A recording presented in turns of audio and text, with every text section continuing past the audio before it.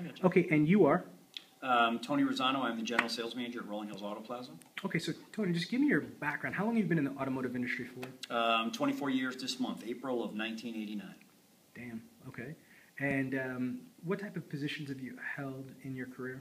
Obviously, as General Sales Manager, Finance Director. I was a trainer with AutoNation, used car manager, pretty much on the variable side, pretty much every position in the dealership.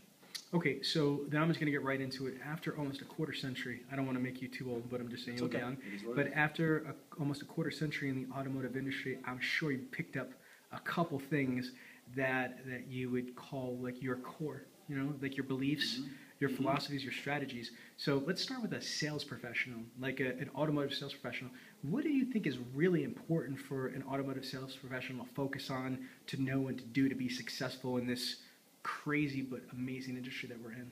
Well, I think definitely, first of all, they have to have, you know, the drive, passion, and enthusiasm, you know, outside of natural gifts and things like that. Those are, you know, in the 24 years and on the countless number of salespeople that have been trained. And, you know, when you start to put together a profile and say, what does a successful salesperson look like? I don't know many in all those years that aren't driven, aren't passionate, you know, aren't tenacious in what they do, and obviously loving what they do. As far as the salesperson today absolutely has to understand that it's their own business. They have to be able to use technology. One of the things we talk about a lot is your average salesman generally stands around and sending texts all day long and using Facebook and using YouTube for everything other than selling cars and making money. So what we talk about is being technologically savvy, is using the technology not just to enjoy, but to actually help us to make money.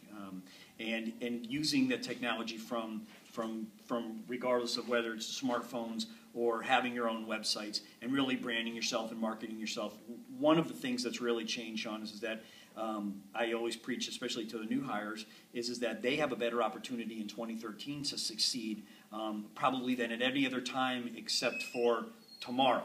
Tomorrow's probably the only better day than today to get into the car business, because a new salesperson can come in and really hit the ground running, and with the use of social media, incorporating their Facebook page, incorporating LinkedIn, designing a website for themselves. And obviously, when you talk about website design, you know, it's totally cost effective, whether it's GoDaddy or one of these other third-party providers.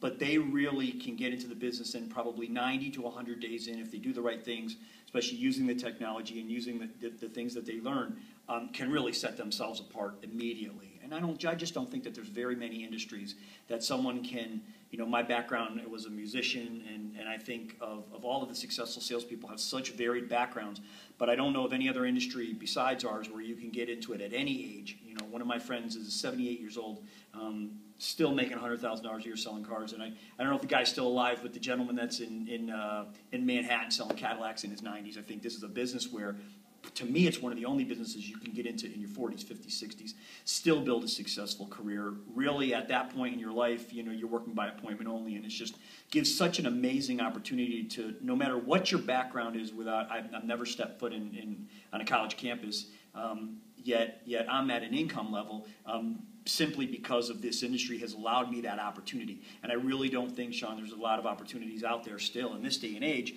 It used to be maybe get into real estate or get into mortgages, but I think we've seen in the last 4 or 5 years where that goes. And to me, what's even more exciting is that when you look at the opportunities coming up over the next couple of years, our industry is just going to keep growing.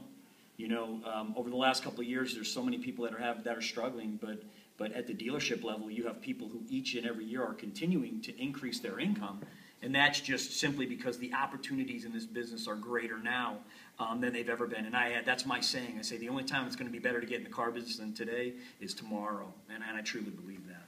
You know, I think those are incredible words of wisdom. Let's try and just, like, as a GSM, let's say you just hired me fresh to your organization. What type of information do you want me to learn? Or let's say there's somebody watching this, there's thousands of people that are going to be watching this legitimately, gotcha, and you got somebody that has either just joined the automotive industry or that is thinking about changing careers and thinking about the automotive industry. What are the first couple things that you think they should be focused on the second that they hit the showroom floor, or the second that they get hired by a dealership? What are the most important things that they need to learn, get into rhythm, and eventually master?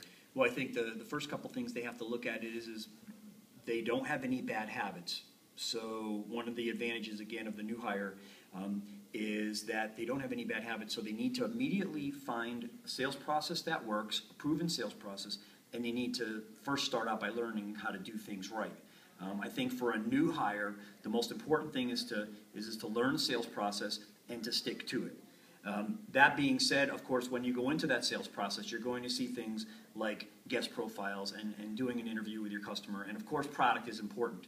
But at the end of the day, as important as all of those things are, they have to be able to learn about asking questions, and of course, learning your product and all those things. But really focusing on a new hire is focusing on whatever the sales process is that works, sticking to that, learning the right way. I would say trying to really draw a picture in your mind of and finding resources, whether it's in books or websites or whatever it takes, but putting together from the day you start a picture of what a professional looks like. What does a sales professional look like?